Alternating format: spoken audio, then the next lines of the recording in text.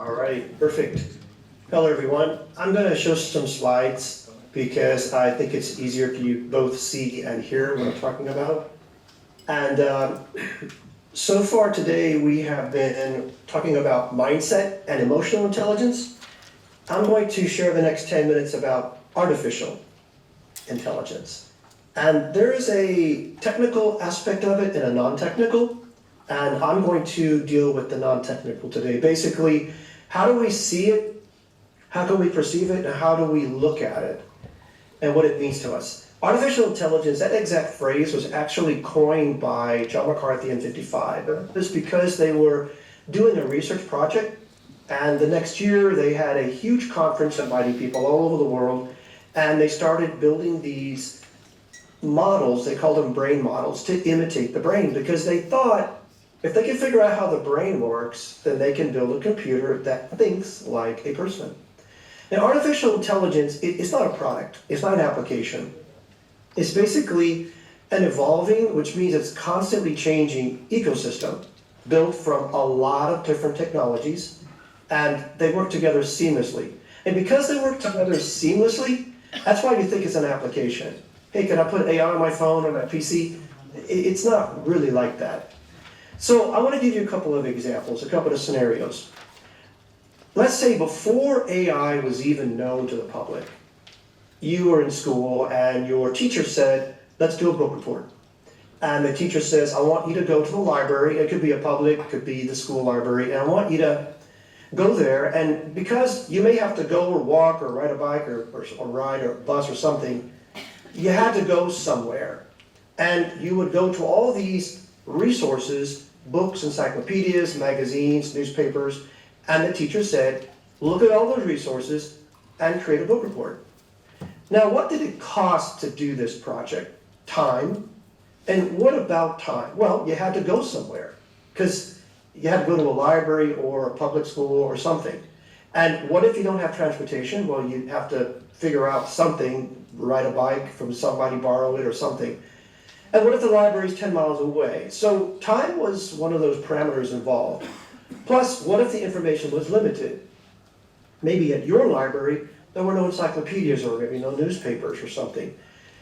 And what about the times it was open? Maybe it wasn't convenient for you to go there. So time was a big aspect involved in this research. What else was involved? Well, the volume of information. Now, if you had a home library like this, then you probably had access to a lot of really good stuff. But what if you didn't? There's a point in which the part of the quality of your report to that teacher would be based on the amount and volume and variety and quality of the information that you have access to. I mean, it just makes sense, right? And then the teacher would give you specific instructions. Do not copy the information and write it in your own words. Well, so the other part of the quality of the report, so you got time and you have the amount of information. The other part is your ability to assimilate, to apply, to comprehend, and articulate that information to your audience. So time, the amount of information, and your ability to know what that says and articulate it. Now let's go back to that teacher again, except this time, you have access to the AI search engines like ChatGPT or Jasper or Gemini.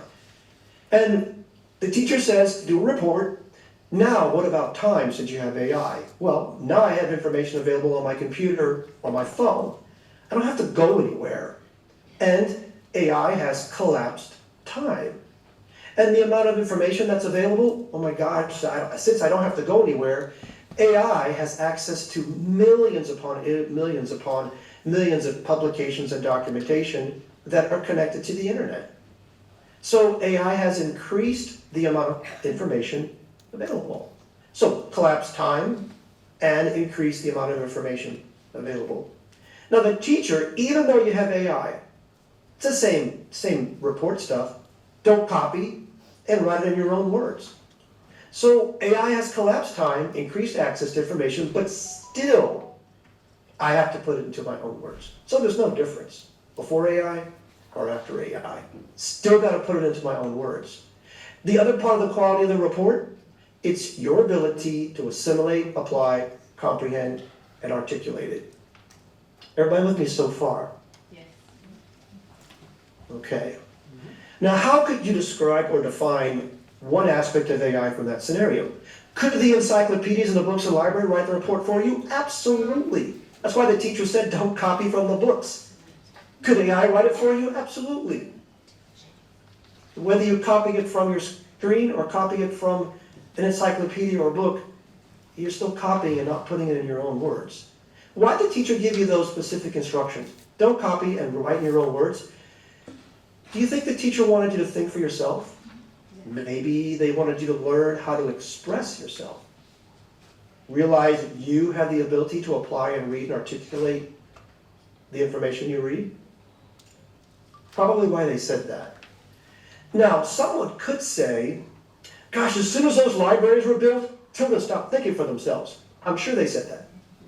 I'm sure they said that. I mean, the printing press was made back in the 1460s. And I'm sure people said, oh my gosh, now no one's going to think for themselves. You can just read it. What is the fear people had in the library? Well, the things you can find there, I guess. And as soon as the internet was built, as soon as AI became available, they said the same thing. AI is just a faster library with more information. That's all it is. Just a faster library, more information. So, what exactly is the fear? Well, some history. There was a textile company that wanted to boost productivity and enhance efficiency. They wondered, could a machine do something humans do? And could they do it automatically? Why? To improve production and remove human error. How do we teach, how do we program this machine? How do we give a machine intelligence? I mean, it's wood and metal, right? A machine doesn't possess intelligence natively. So if you give a machine intelligence, what kind of intelligence is it? Artificial, not native. So in France, 500 years ago this year, they perforated paper rolls, just like you can see in the picture, to control textile looms in France. And the loom could decide, based on what was encoded on that paper, how to lift what pieces and what mechanisms to do the threads and make and weave products. Clear precursor to programming. And the machine did it. You programmed it with those holes in the paper, and the machine did it by itself. And that technique was greatly improved by Jacquard in 1801. Now, some people may say, well, that's not AI, it didn't learn. Yeah, but the core principle of AI, I mean, according to John McCarthy and those guys back in 1955, is when you transfer human knowledge and choices, like that loom, into a machine, it can perform tasks with accuracy and efficiency. That's artificial intelligence. Many AI historians see that loom as the birth of programmable automation. In fact, it actually inspired a lot of other people, like Charles Babbage's analytical engines and Ada Lovelace's algorithms. So is the fear about AI or something else? I mean, what do you think the result of that automatic loom was 500 years ago? What do you think the people were saying? Now that they automate that loom, it's going to take my job away, right? I'm sure they were thinking that. I mean, I used to do that job, now I don't have to because that machine does it. They're taking our jobs away. How many years ago? 500 years ago. What was management thinking? Oh my gosh, we could be more efficient, we can sell more products. And what were consumers thinking? Oh my gosh, it doesn't take so long to get a woven fabric. Today, or 500 years ago. Let's look at the business aspect of this. So here's a scenario.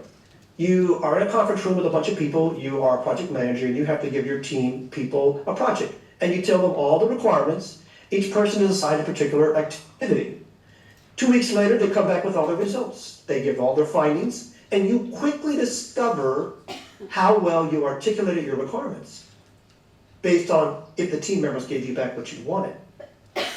Once again, the degree to which you're able to articulate what you want and the degree in which you communicate effectively determines the quality of information you receive, whether it's on an AI chat GPT, or whether it's in a business room, or whether it's giving a report in school. Take the scenario we just presented. You get the results in 2 weeks, to see if what you articulated is what they understood.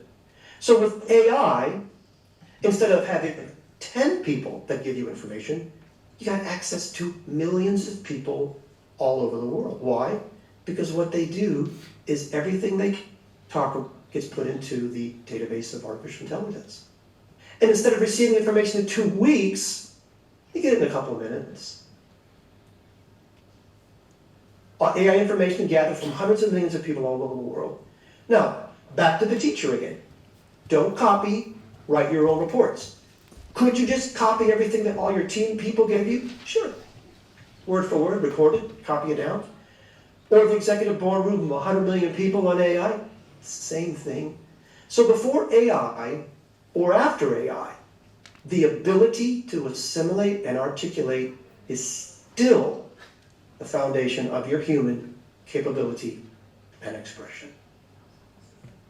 Thank you.